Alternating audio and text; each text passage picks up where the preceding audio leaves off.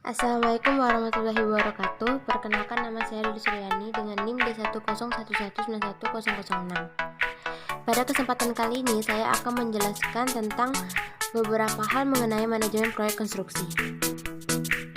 Berikut beberapa materi yang akan saya bahas kali ini. Yang pertama yaitu pendekatan teoritis, yang kedua adalah aspek biaya, mutu, dan waktu, dan yang ketiga adalah sudut pandang konsultan pengawas.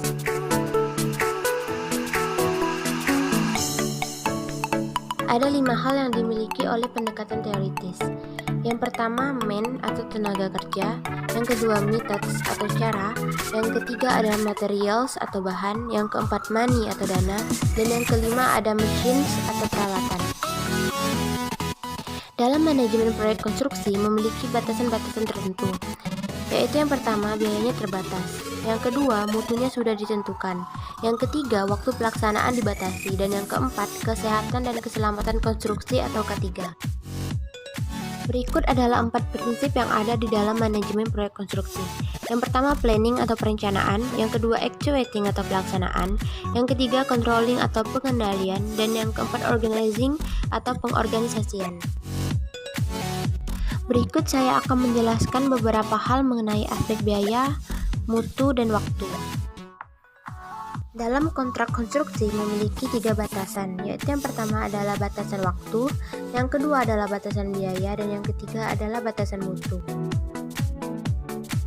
Aspek waktu mencakup 4 hal, yaitu yang pertama batas waktu pelaksanaan proyek, yang kedua jangka waktu setiap item, yang ketiga dimulainya pekerjaan terhitung dari keluarnya SPMK, dan yang terakhir adalah potensi perubahan batas waktu akhir pelaksanaan proyek.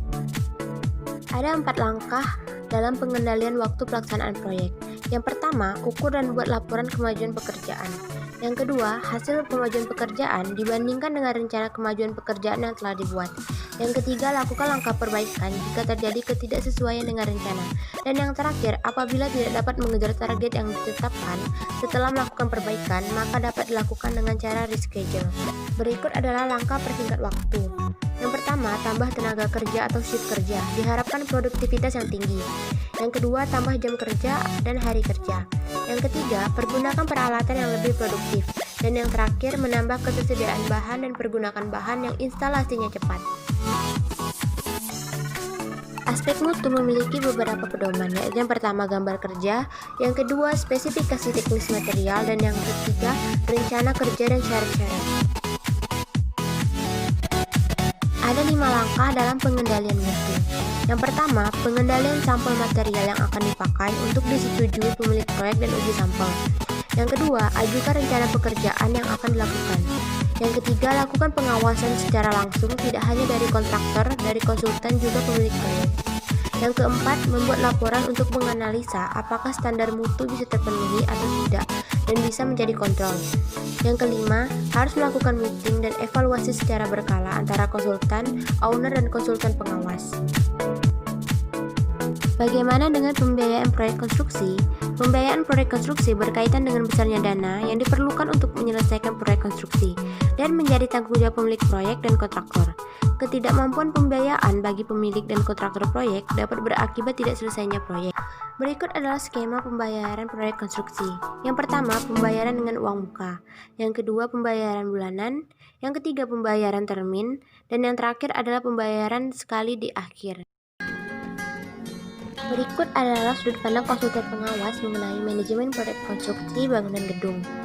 Ada 3 tahapan proyek, yaitu yang pertama perencanaan, yang kedua pelaksanaan, dan yang ketiga adalah pengawasan. Bangunan gedung memiliki 2 struktur, yaitu yang pertama struktur bawah atau lower structure, yang dimaksud adalah pondasi dan struktur bangunan yang berada di bawah permukaan tanah. Dan yang kedua ada struktur atas atau upper structure, adalah struktur yang berada di atas permukaan tanah seperti kolom, balok, dan plat tangga. Sekian penjelasan dari saya. Wassalamualaikum warahmatullahi wabarakatuh.